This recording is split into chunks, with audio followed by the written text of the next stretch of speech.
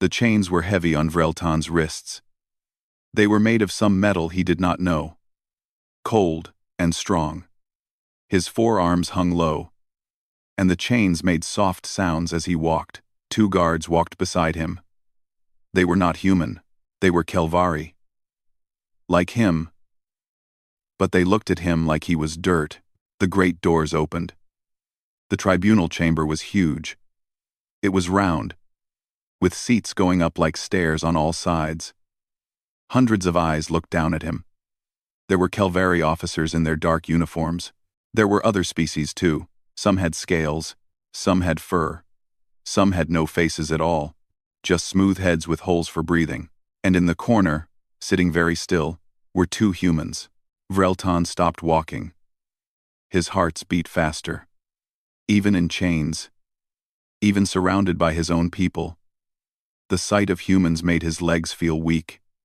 He had seen what they could do. He had watched them fight. He had watched them die. He had watched them kill. Admiral Theska sat at the high seat. She was old for a Kelvari. Her shell was gray and cracked in many places. But her eyes were sharp. She looked at Vreltan the way a scientist looks at a strange insect. "Prisoner Vreltan," she said. Her voice was flat and cold. "You were a weapons officer on the cruiser Crimson Mandate. You fought at the Battle of Sigma Vex 4. You are one of 12,000 survivors from a force of 180,000. You will tell this tribunal what happened." Vreltan said nothing. He looked at the humans in the corner. The male was tall, with a hard face and gray hair at his temples. His uniform said he was a commander. Yoon Dae-ho. Vreltan knew that name. The female was younger. She had a soft face but sharp eyes. Park Soo-bin. She was a translator. They were watching him. Not with hate. Not with anger. Just watching. That made it worse somehow. "Prisoner," Admiral Theska said again. "You will speak." Vreltan looked up at her. His voice came out rough. He had not spoken much since his capture. "You want to know what happened," he said. "I will tell you. But you will not believe me. None of you will believe me. Because the humans do not fight like any species in the known galaxy." There was movement in the seats. Whispers. One of the scaled officers laughed. "They are mammals," the scaled one said. "Soft bodies, short lives. We have conquered 100 species like them." Vreltan turned to look at the scaled officer. "Then you have never fought humans." The whispers stopped. Admiral Theska leaned forward. "Explain." Vreltan closed his eyes. The memories came back like fire. He could smell the burning ships. He could hear the screaming on the communications. He could see the human vessels, small and fast, flying straight toward his fleet. "We came to Sigma Vex 4 with 300 ships," he began. 300. The humans had 40. 40 small ships against 300 cruisers and destroyers. Fleet Commander Zorath laughed when he saw them. He said we would be done before dinner. He opened his eyes. The tribunal was silent now. The humans did not run. They did not hide behind their planet. They did not call for help. They flew straight at us. At full speed. Their weapons were not even firing. "A bluff," someone said from the seats. "They were trying to scare you." "That is what we thought," Vreltan said. "Fleet Commander Zorath ordered our ships to hold position. He wanted to see what they would do. He was curious, like a child watching an insect." He paused. The memory of the next moment was burned into his mind forever. The first human ship was a frigate, small, maybe 50 crew. It flew toward our flagship at full speed.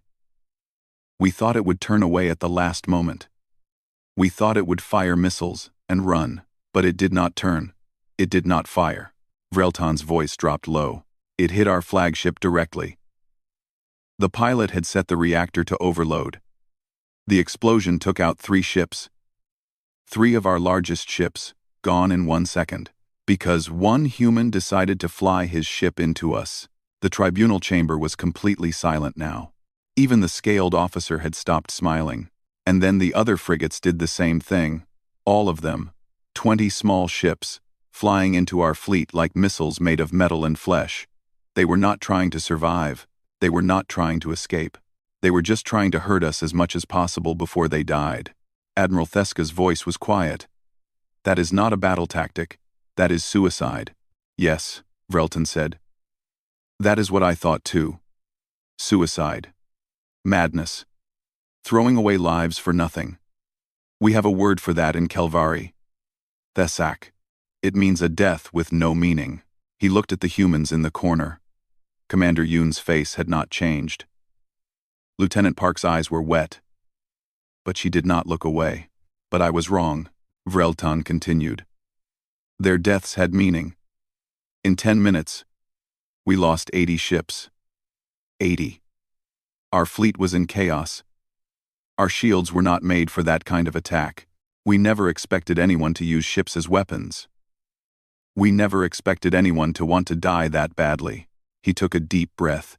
His whole body was shaking now. I intercepted a communication from one of the human ships, a destroyer called the Indomitable. The captain's name was Kim Tae-sung. His ship was damaged. His engines were failing. He had maybe 30 crew left alive. Do you know what he said? No one answered. He said, "All hands, brace for impact. It has been an honor." And then he flew his ship into our cruiser formation. He killed 2,000 Kelvari soldiers. 30 humans killed 2,000 of us. And his last words were about honor. Vrelton looked around the tribunal chamber. He saw fear in their eyes now. Good. They should be afraid. That was when I learned the first truth about humans, he said. They are not afraid to die. They are not afraid of pain. They are not afraid of being outnumbered. They are afraid of only one thing. Admiral Theska leaned forward. What? Vrelton thought of the human colony below. The cities, the families, the children. They are afraid of losing what they love. And when you threaten what they love, they become something else. Something terrible. Something that does not stop until you are dead or they are dead. There is no middle ground. There is no surrender. There is only war until the end. He looked at Commander Yoon one more time. The human gave him a small nod. Just a tiny movement of his head. But Vrelton understood it. The battle in space was only the beginning, Vrelton said. What happened on the ground was worse. Much worse. Do you want me to continue? Admiral Theska looked pale, but she nodded. Continue. Vrelton sat down on the cold floor. His chains rattled against the metal, and he began to tell them about the ground war, about the humans who fought in the streets and buildings, about the soldiers who smiled when they were surrounded, about the doctor who saved Kelvari lives while her own people were dying, about the day he learned that humans were not just dangerous, they were terrifying and merciful and completely, utterly insane. The tribunal listened in silence. And in the corner, Commander Yoon Dae-ho and Lieutenant Park Subin sat very still, their faces calm, their eyes seeing things that only soldiers can see. The story of Sigma Vex 4 had begun. The memories came back to Vrelton like a flood. He closed his eyes, and he was there again, on the bridge of the Crimson Mandate. Young, stupid, full of pride. He had no idea what was coming. Fleet Commander Zorath stood at the center of the bridge. He was big, even for a Kelvari. His shell was dark red, polished until it shined. He liked to look impressive. He liked to give speeches. He thought war was easy. Look at them, Zorath said, pointing at the screen. 40 ships. They send 40 ships against us. These humans are either brave or stupid. The officers around him laughed. Vrelton laughed too. He was young then. He did not know better. The human fleet was forming up near the fourth planet, Sigma Vex 4. A small colony world. Maybe 2 million humans lived there. Farmers mostly. Some miners.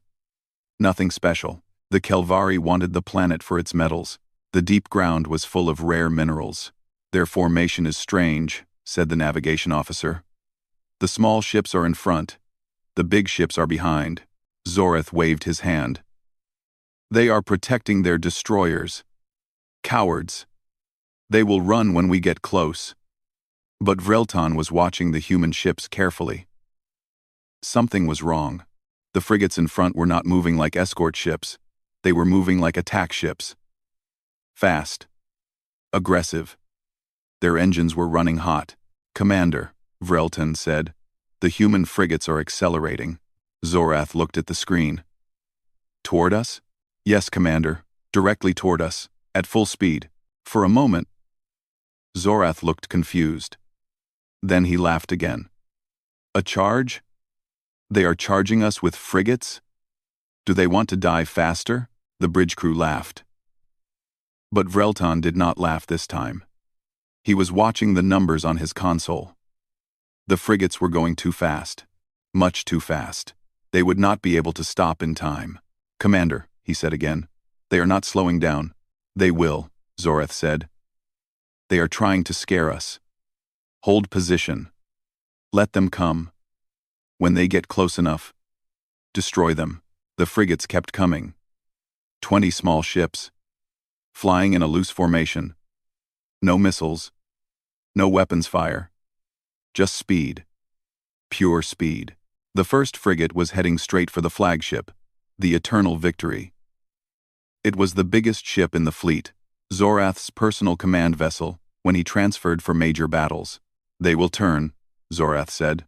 But his voice was less sure now. The frigate did not turn. 10,000 kilometers. 5,000. 2,000.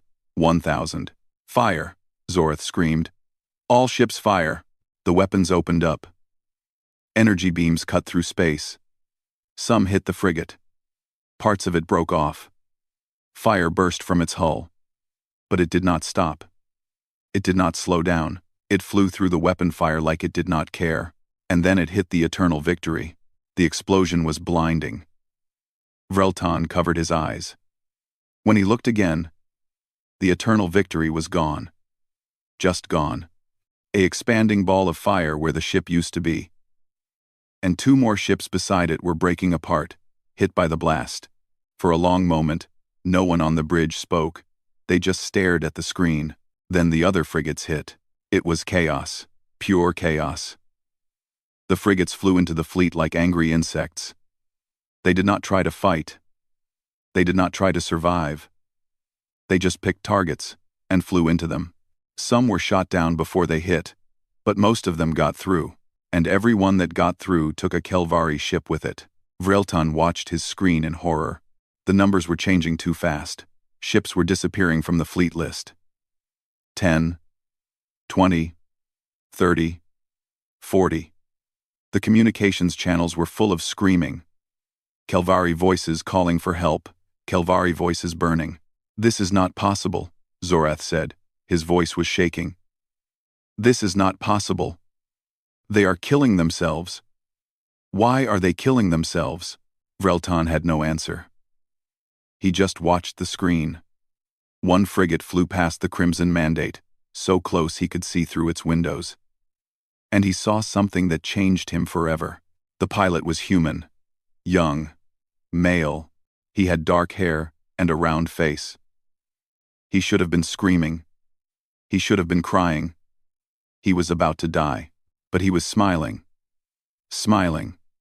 And as his ship flew past, he raised his hand and waved. A small wave. Almost friendly. Like he was saying goodbye to a neighbor. Then his ship hit the cruiser behind them. The explosion rocked the Crimson Mandate. Alarms screamed. Crew members fell.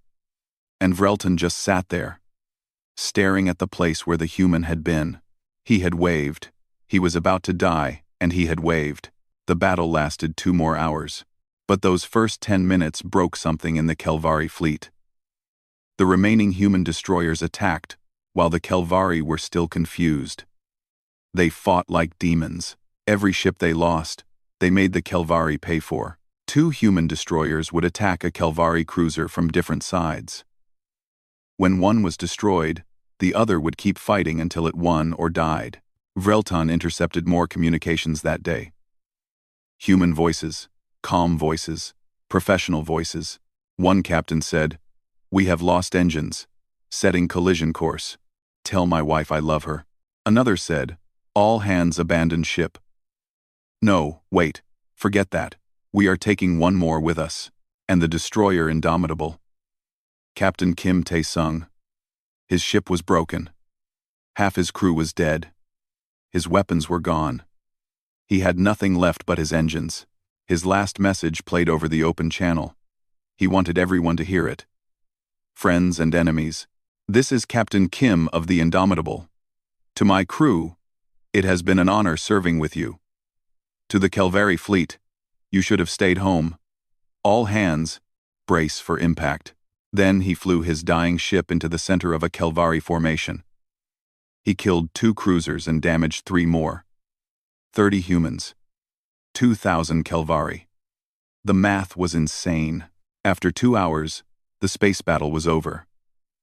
The humans had lost 38 of their 40 ships. But the Kelvari had lost 140 ships, almost half the fleet, and the surviving human destroyers had fled to the planet's surface, where ground defenses protected them. Fleet Commander Zorath was still alive. He stood on the bridge of the Crimson Mandate, staring at the damage reports. His hands were shaking. His shell had lost its shine. "Send in the ground forces," he said. His voice was empty. "If they want to die for their planet, we will help them. Send everyone. Destroy everything." Vreltan wanted to say something. He wanted to tell Zorath that this was a mistake. That if the humans fought like this in space, they would fight even harder on the ground. That the planet was a trap, but he said nothing. He was too scared, too confused, too young. The transport ships began launching toward the planet. 180,000 Kelvari soldiers, the largest ground invasion in their history. They had better weapons, better armor, better numbers. They were sure they would win. They were wrong. Vreltan watched the transports fly toward the planet. He thought about the human pilot who had waved at him, who had smiled as he died, who had turned his ship into a weapon just to hurt them, and he felt something he had never felt before in his life. Fear, real fear, not fear of death, fear of what was waiting for them on that planet. The humans were waiting, and they were not afraid. The ground war was about to begin, and it would be worse than anything Vreltan could imagine. Because in space, the humans had ships to throw at them.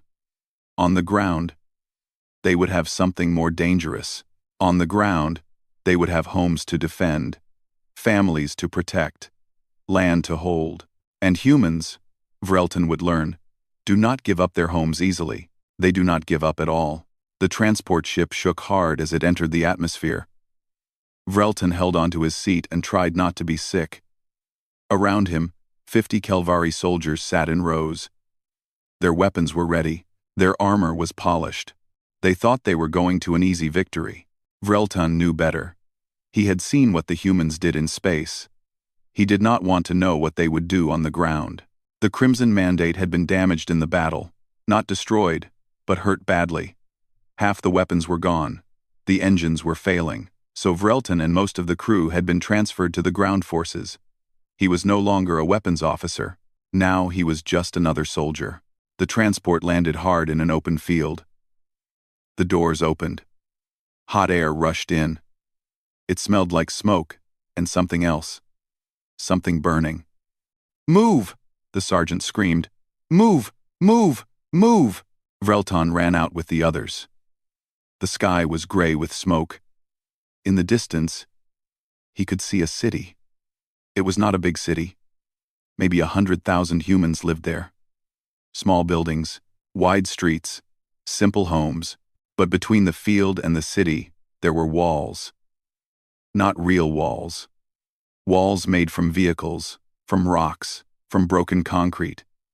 And behind those walls were humans with guns. The first shots came before they even formed their lines. A soldier next to Vreltan fell. Then another. The humans were shooting from hidden positions, from holes in the ground, from windows in distant buildings, from everywhere. Hive Captain Drex was in charge of their unit. He was a veteran of many wars. He had fought 11 different species, but after the first hour on Sigma Vex 4, Vreltan saw something he never expected to see. He saw Drex look scared. "They are not retreating," Drex said to his officers. We have pushed forward 3 times. They are not retreating. They just fall back to the next building and keep shooting. They must run out of soldiers soon, one officer said. They are not soldiers, Drek said. His voice was strange. I saw one of them through my scope. He was wearing a farming shirt, farmer clothes. He was shooting a military rifle, but he was a farmer. They have armed their civilians. Vreltan felt cold inside. Civilians with weapons. Farmers fighting beside soldiers. This was not normal. This was not how wars worked. They pushed into the city over 3 days. Every street cost them lives. Every building was a fight. The humans had turned everything into a fortress. Schools had become bunkers. Hospitals had become command centers. Homes had become death traps. On the second day, Vreltan's unit captured a building. It was a small shop. Clothing store. Nothing special. But when they went inside, they found a human waiting for them. He was young, maybe 20 years by human count.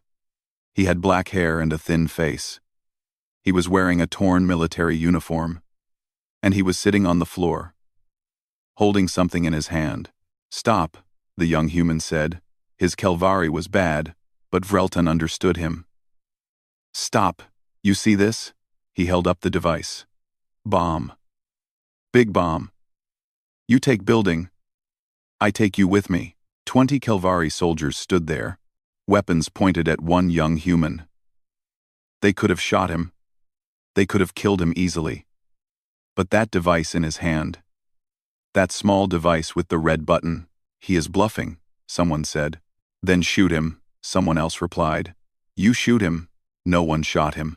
The human smiled. It was a tired smile. A sad smile. But it was still a smile. You go, he said. Go back, tell your friends. Every building like this. Every street like this. We die. You die with us.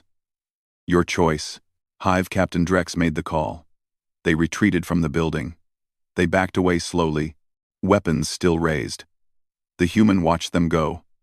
He did not move. He just watched. When they were outside, there was a massive explosion. The building collapsed. Fire burst from the windows. The young human was dead now. And the tunnel system behind the building, the one the Kelvari were going to use, was sealed forever. His name was Lee Jae-min. Vreltan learned that later. Private First Class Lee Jae-min. 20 years old. He had been on the planet for only 6 months. He had been a student before the military.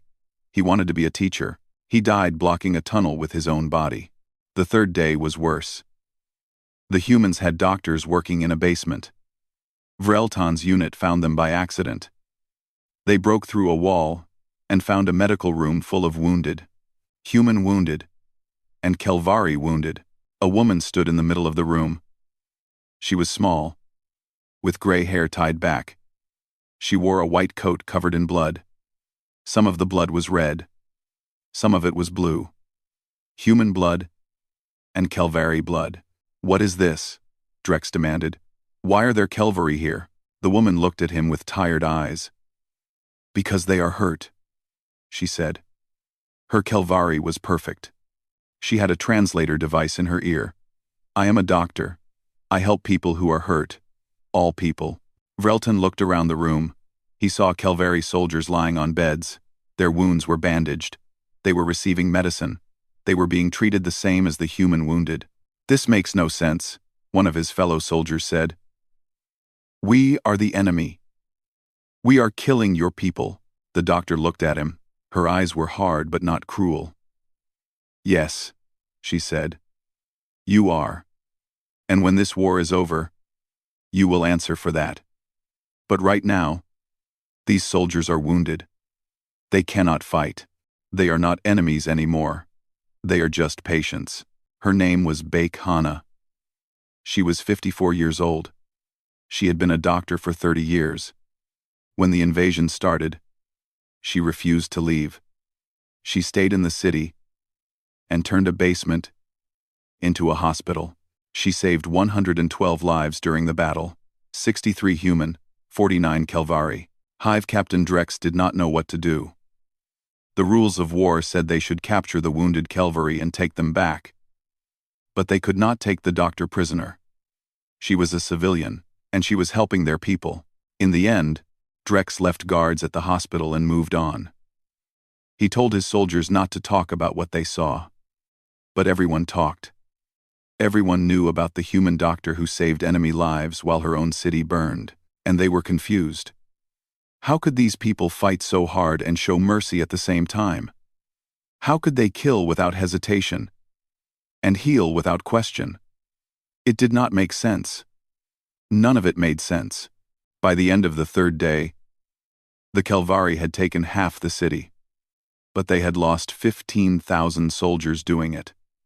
15,000 dead. For half a small city. The humans had lost maybe 2,000. The numbers were impossible. Vreltan sat in a destroyed building that night, eating cold food from a packet. His hands were shaking. He had fired his weapon 100 times that day. He did not know if he had killed anyone. He hoped he had not. Hive Captain Drex sat down next to him.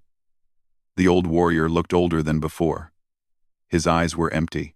"I have fought 11 species," Drex said quietly. "I thought I knew war. I thought I understood what it meant to fight. But I was wrong. These humans, they do not fight like soldiers. They fight like we are trying to take their souls. Every building. Every room. They make us pay for everything." Vreltan said nothing. There was nothing to say. "And then they save our wounded," Drex continued. "They shoot us and then they bandage us. They kill us and then they cry about it. What kind of species does that? What kind of madness is this?" Vreltan thought about Private Lee Jamin. The young man who could have let them take the building. Who could have surrendered and lived. But he chose to die instead. To die blocking a tunnel. To die hurting them one more time. And then he thought about Dr. Baykana. Who could have let Kelvari soldiers die? Who could have looked away, and no one would have blamed her? But she chose to save them instead. Both choices seemed crazy. Both choices seemed wrong. But both choices were completely human. That night, Vreltan began to understand something. Humans were not just dangerous. They were not just brave. They were something else. Something more. They were complicated. They were contradictions. They could hate you and help you at the same time. They could kill you and mourn you in the same breath. And that made them more terrifying than any simple enemy. Because simple enemies were predictable. Simple enemies made sense. Humans did not make sense, and that is why they were winning. The reinforcements came on the 5th day. 50,000 fresh Kelvari soldiers dropped from the sky. New weapons. New vehicles. New commanders full of pride and anger. They had heard about the losses. They had come to end this. Vreltan watched them land. He felt nothing. Not relief. Not hope. Just empty tiredness. He had not slept more than 2 hours since the first day. None of them had. The new commanders looked at the survivors like they were failures, like they were weak. One of them, a young officer with a shining shell, walked up to Hive Captain Drex. "You lost 15,000 soldiers to farmers and shop workers," the young officer said. His voice was full of disgust. "What happened to Kelvari's strength? What happened to our training?" Drex said nothing. He just looked at the young officer with tired eyes. Eyes that had seen too much. Eyes that knew what was coming. "We will finish this today," the young officer said. "One big push. One final assault. We will crush them." Drex nodded slowly. "Good luck," he said. And there was something in his voice. Something sad. Something that sounded like goodbye. The assault began at dawn. 50,000 Kelvari soldiers advanced on the human positions. They had tanks now. They had air support. They had everything. The humans had 2,000 soldiers left. 2,000 against 50,000. The math was simple. The math was obvious. The math was wrong. There was a human commander leading the defense. His name was Colonel Han Sung-woo. Vreltan had heard his voice on the communications, calm, steady. Never angry, never scared. Just calm. Before the assault began, Han broadcast a message on open channels. Everyone heard it. Kelvari and human. To the Kelvari forces, he said. You have one chance to surrender. Lay down your weapons and you will be treated fairly. You will be fed, you will be healed, you will be sent home when the war ends. This is not a trick. This is a promise. But if you do not surrender, not one of you leaves this planet. Choose now. The new commanders laughed. 50,000 against 2,000. And the humans were asking for surrender? It was a joke. A desperate joke from desperate people. The assault began. And the dying began with it. The humans did not fight fair. They had no reason to fight fair. They were outnumbered 25-1. So they fought dirty. They fought smart. They fought like ghosts. There was a sniper, a woman. The soldiers called her the Ghost. Her real name was Corporal Yoon Mi-rae. She was 26 years old. She had been a competitive shooter before the military. Now she was something else, something terrifying. In the first 11 hours, she killed 11 Kelvari officers. 11. Every time a commander tried to give orders, a shot came from nowhere. Sometimes from a building. Sometimes from a pile of rubble. Sometimes from places that seemed impossible. Vreltan saw her work once. A senior officer was pointing at a map, explaining the attack plan. Then his head was gone. Just gone. The shot came from 800 meters away, through a gap in two buildings that was barely 30 centimeters wide. The Ghost did not miss. The Ghost did not stop. And the Kelvari officers learned to stay hidden, which meant they could not lead, which meant the attacks became confused, which meant more Kelvari died. But the sniper was not the worst part. The humans used tactics that no one had seen before. They would retreat, letting the Kelvari take a building. Then they would attack from 3 sides at once, or they would pretend to be defeated, falling back in disorder. The Kelvari would chase them, and then they would find themselves in a killing zone, surrounded by hidden enemies. One attack lasted for 6 hours. 6 hours of advancing. 6 hours of fighting. 6 hours of dying. And at the end, the Kelvari had moved forward exactly 200 meters. 200 meters for 3,000 dead soldiers. The new commanders were not laughing anymore. By sunset, the Kelvari had lost another 20,000 soldiers. The humans had lost maybe 500. The math was still impossible. The math was still wrong. The math did not care about numbers. The final assault came at midnight. Everything they had left. Every soldier. Every vehicle. Every weapon. One massive push toward the human command center. Vreltan was part of that assault. He did not want to be. But he had no choice.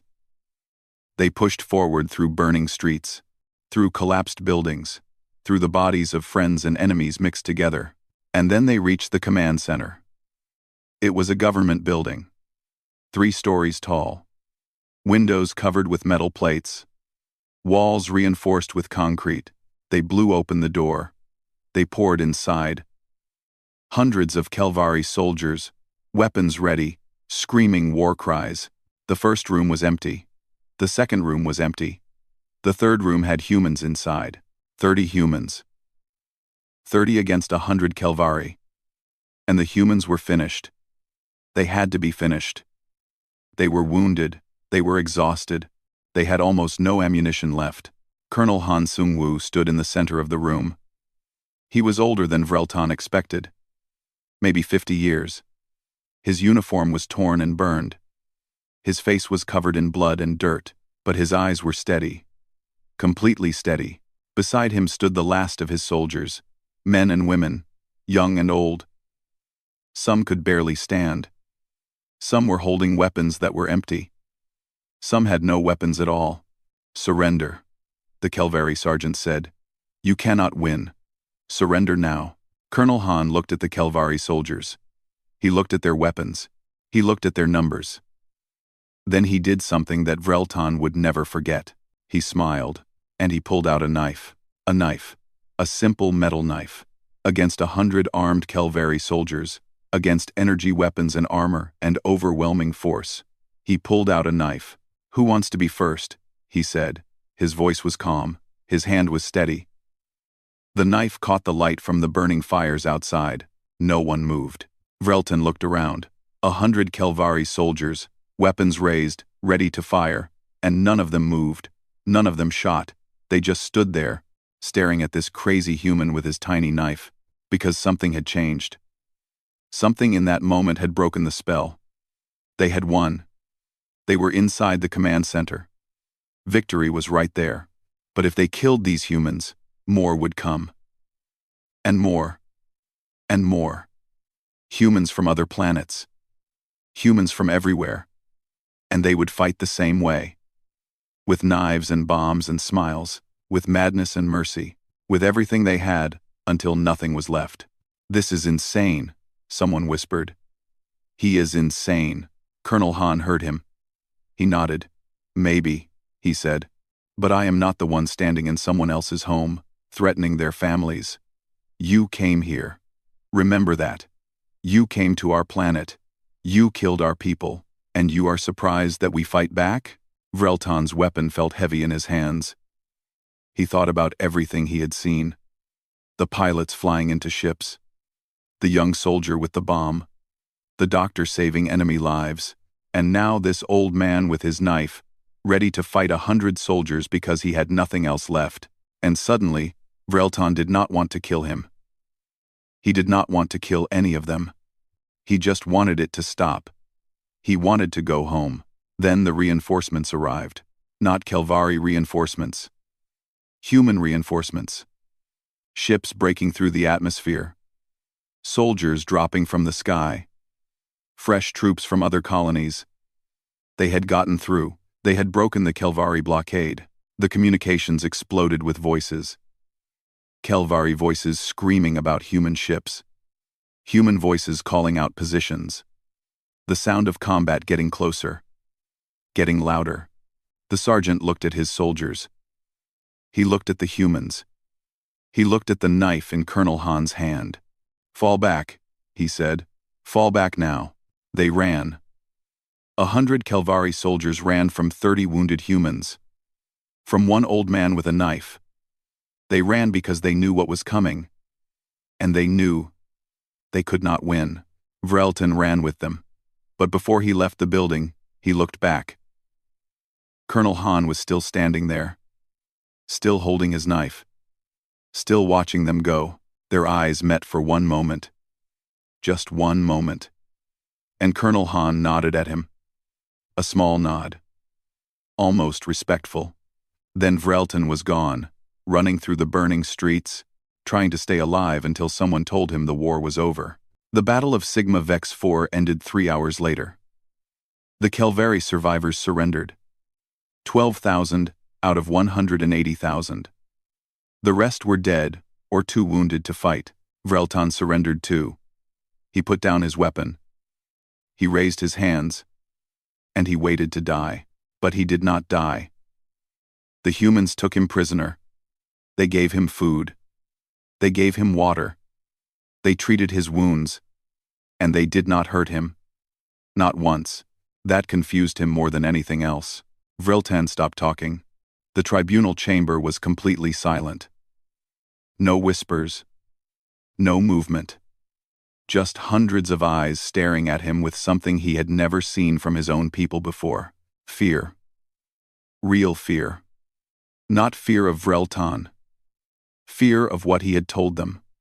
Fear of the humans sitting quietly in the corner. Admiral Theska's face had changed during the story. The cold look was gone. Now she looked pale. Her hands were gripping the arms of her chair so hard that her claws had left marks. 180,000 soldiers, she said slowly. And only 12,000 survived. Yes, Vreltan said. Against a colony of farmers and miners. Against 2 million civilians. Yes. Human losses? Vreltan remembered the numbers. He would never forget them. 3,400 military. 890 civilians. Total dead, 4,290. The tribunal chamber erupted, officers shouting, ambassadors from other species talking over each other. Someone was crying. Someone else was laughing. But it was not a happy laugh. It was the laugh of someone who has heard something too terrible to believe. Admiral Theska raised her hand. Slowly, the noise died down.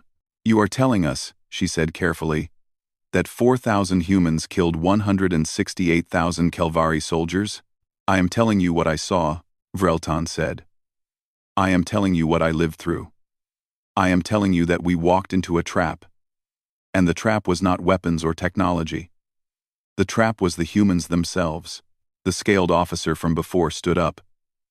His face was angry. "This is impossible. This is propaganda. The humans have paid him to say these things." Vreltan looked at him. He was too tired to be angry. "You were not there," he said simply. "You did not see a pilot smile as he flew his ship into your friends.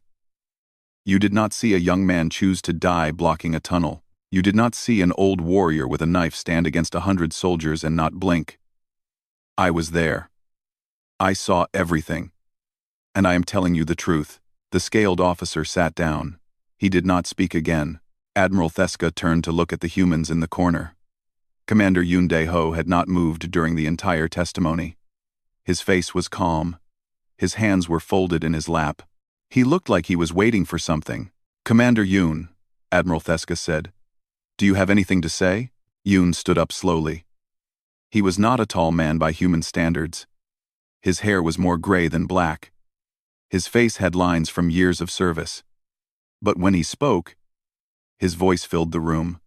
"Admiral Theska," he said, "everything Vreltan has told you is true. The Kelvari Dominion attacked our colony without warning, without declaration of war, without any attempt at communication. You came to take our planet, our minerals, our homes. You expected us to surrender or run." He paused. His eyes moved across the room, looking at each species represented. "We did not run. We do not run. This is not because we are brave. This is not because we are strong. This is because we have something that we will die to protect. Family. Home. The people we love. When you threaten those things, we become something else. Something you cannot defeat. With numbers or weapons." Admiral Theska leaned forward. "Why? You are not a hive species. You have no biological drive to sacrifice yourselves. Why do your people choose to die?" Commander Yoon smiled. It was a sad smile. An old smile. A smile that had seen too much death to have any pride left. "Because we do not fight to die," he said.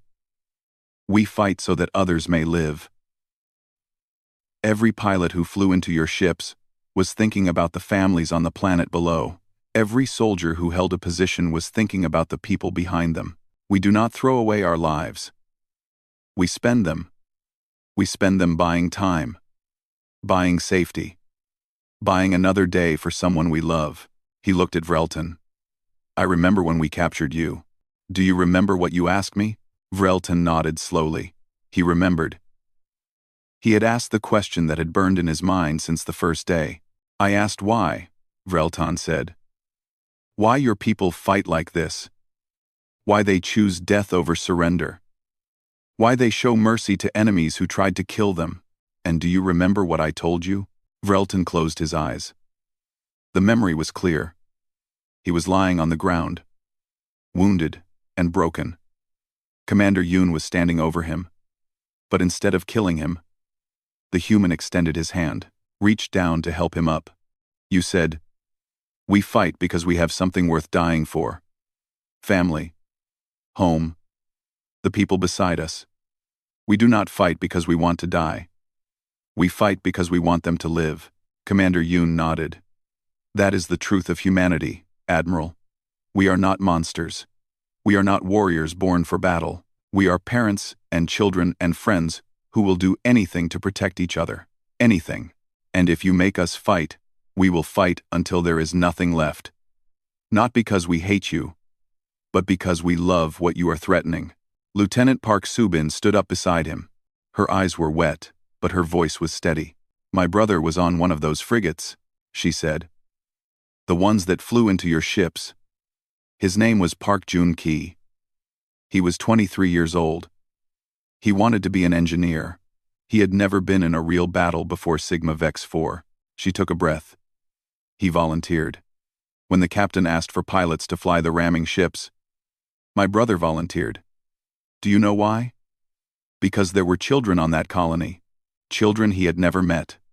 Children he would never know. He died for them. He died so they could live. And I miss him every day. But I am proud of him. So proud." Tears fell down her face, but she did not look away. She did not hide. She stood there and let them see her grief. "That is what you are fighting," she said. "People who love so much that they will die for strangers. Can you win against that? Can any army defeat that?" The tribunal was silent. Admiral Theska looked down at her hands. When she spoke, her voice was quiet. "What does the Terran Republic want?"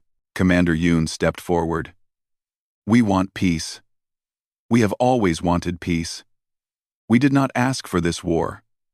We do not want to fight you, but we will if we have to. We will fight you and everyone else who threatens our people. So the question is simple. Do you want peace? Or do you want more battles like Sigma Vex 4? Admiral Theska looked at her fellow officers. She looked at the ambassadors from other species. She looked at the fear in their eyes. Fear of humans. Fear of what they had heard. Fear of a species that loved so fiercely it could turn farmers into warriors and students into heroes. "The tribunal will vote," she said. The vote was unanimous. Every officer, every ambassador, every representative, they all voted the same way: peace. The Kelvari Dominion would seek a peace treaty with the Terran Republic. The hearing ended. The chains were removed from Vrelton's wrists. As part of the peace agreement, he would be released to human custody and eventually sent home.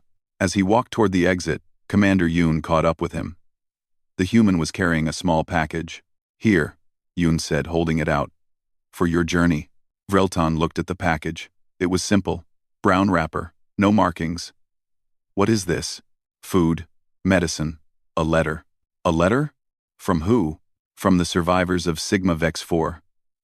The humans who fought against you. They wanted you to know that they do not hate you. They wanted you to know that the war is over. And they hope you find peace." Vrelton stared at the package. His hands were shaking. "We killed their families. We destroyed their homes. Why would they write to me?" Commander Yoon smiled, the same sad smile from before. "Because that is what humans do. Even for enemies." Vrelton took the package. It felt heavy in his hands. Heavy with meaning. Heavy with something he did not understand. He walked toward the transport ship. But before he boarded, he stopped. He turned around and looked at the human station one last time. Commander Yoon was still watching him. Lieutenant Park was beside him. Two humans. Former enemies. Now something else. Something complicated. Vrelton raised his hand, a small wave, almost friendly, like that pilot so long ago. The pilot who had smiled as he died. Commander Yoon raised his hand in return. Then Vrelton boarded the ship. He sat down by a window. He held the package in his lap. And he thought about everything he had seen. Everything he had learned. Everything that had changed. The humans could have conquered the galaxy by now. They had the strength. They had the will. They had the terrifying, beautiful madness that made them unstoppable, but they had not conquered anyone. They had not built an empire. They had just defended their homes and reached out their hands to fallen enemies. Why? Because they were not conquerors. They were not warriors. They were something else, something that the galaxy had never seen before. They were protectors, healers, lovers of life who would die to defend it. And that, Vrelton realized, was the most terrifying thing of all. Not their weapons, not their tactics, not their willingness to sacrifice. It was their hope. Hope that the war would end. Hope that enemies could become friends. Hope that the universe could be better than it was. They had given that hope to Vrelton, wrapped in brown paper, written in careful letters, signed by people who should have hated him but chose not to. He looked out the window at the stars. Somewhere out there was Earth, the human homeworld, a small blue planet full of people who loved each other so much that they could change the galaxy. Perhaps they already have, Vrelton whispered to himself. Not through war, but through something far more dangerous. He opened the package. Inside was food, as promised. Medicine, as promised. And a letter, handwritten on real paper. The letter said, "Welcome to the family. We hope you find your way home." Cross and I. Vrelton read those words again and again as the ship flew toward the stars. And for the first time since the battle, he felt something other than fear. He felt hope, human hope, the most dangerous weapon in the galaxy.